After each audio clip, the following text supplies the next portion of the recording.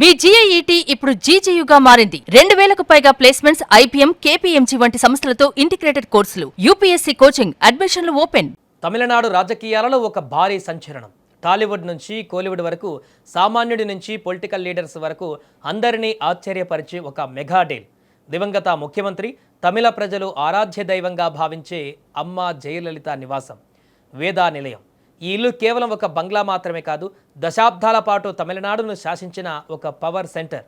ఇప్పుడు ఆ చారిత్రాత్మక నివాసానికి కొత్త బాస్ రాబోతున్నారా? ప్రస్తుతం సోషల్ మీడియాలో పొలిటికల్ సర్కిల్స్లో వస్తున్న సమాచారం ప్రకారం అవుననే సమాధానం వినిపిస్తుంది. తమిళనాడు ముఖ్యమంత్రిగా బాధ్యతలు స్వీకరించిన దళపతి విజయ్ జయలలితకు చెందిన ఆ ఐకానిక్ బంగ్లాను ఏకంగా 350 కోట్లకు కొనుగోలు చేయబోతున్నారనే వార్త ఇప్పుడు పెను సంచలనంగా మారింది. స్టోరీలోకి వెళ్లే ముందు అసలు వేదా నిలయం అంటే ఏంటో తెలుసుకోవాలి. 1967లో జయలలిత, ఆమె తల్లి సంధ్య కలిసి చెన్నైలో మోస్ట్ పాష్ ఏరియా అయినటువంటి పోయస్ గార్డెన్లో ఈ స్థలాన్ని కేవలం 1.32 లక్షలకు కొనుగోలు చేశారు. 24,000 చదరపు అడుగుల విస్తీర్ణంలో నిర్మించిన ఈ బంగ్లాకు జయలలిత తల్లి జ్ఞాపకార్థం వేదా నిలయం అని పేరు పెట్టారు. 1980 నుండి 2016లో ఆమె కన్ను మూసే వరకు తమిళ రాజకీయాలకు ఇది గుండెకాయ లాంటిది. ఆమె ముఖ్యమంత్రిగా ఉన్నా లేకపోయినా అఖిల భారత రాజకీయాల పొత్తులు ఇక్కడే ముడిపడేవి. ఇందిరాగాంధీ, పివి నరసింహారావు, మన్మోహన్ సింగ్, నరేంద్ర మోదీ లాంటి దేశ ప్రధానుల కాన్వాయ్లు సైతం ఈ ఇంటి ముందు ఆగాయి. అలాంటి ఒక చారిత్రక వారసత్వం ఉన్న ఇల్లు జయలలిత మరణం తర్వాత కోర్టు కేసులో చిక్కుకుంది. సుదీర్ఘ న్యాయ పోరాటం తర్వాత మద్రాసు హైకోర్టు దీనిని ఆమె వారసురాలైన మేనకోడలు దీప, మేనల్లుడు దీపక్లకు అప్పగించింది. అయితే ఇప్పుడు ఈ ఇల్లు విజయ్ చేతికి వెళ్తుందనే ప్రచారం వెనుక ఒక బలమైన ప్రాక్టికల్ రీజన్ ఉంది. ప్రస్తుతం సీఎం విజయ్ చెన్నైలోని నీలాంకరిలో నివసిస్తున్నారు. అక్కడి నుంచి ప్రతిరోజు సచివాలయానికి వెళ్లాలంటే దాదాపు 17 నుంచి 18 కిలోమీటర్లు దూరం ప్రయాణించాలి.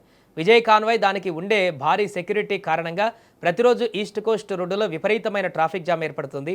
ఉదయం పూట ఆఫీసులకు వెళ్లే ఉద్యోగులు, స్కూల్ పిల్లలు గంటల తరబడి ట్రాఫిక్లో చిక్కుకుపోతున్నారు. ప్రజలకు తన వల్ల ఇబ్బంది కలగకూడదని భావించిన సీఎం విజయ్ సచివాలయానికి కేవలం 8 కిలోమీటర్ల దూరంలో, ఆ పైగా అత్యంత సురక్షితమైన వివిఐపి జోన్ అయిన పోయస్ గార్డెన్కు మారాలని ప్లాన్ చేస్తున్నారట.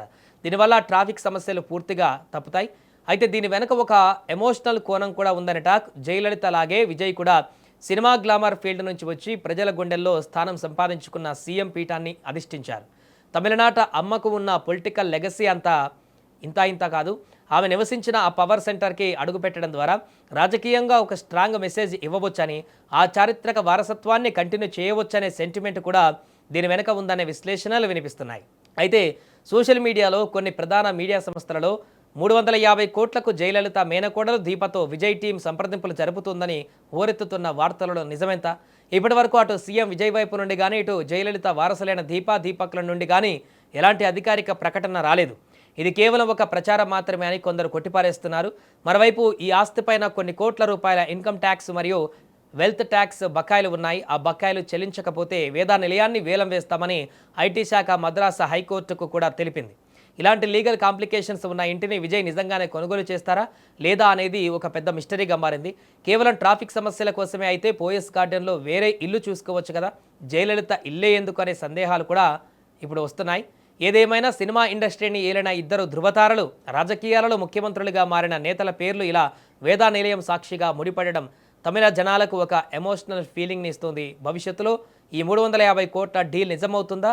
అమ్మ కోటలోకి దళపతి అడుగు పెడతారా లేదా అనేది కాలమే సమాధానం చెప్పాలి.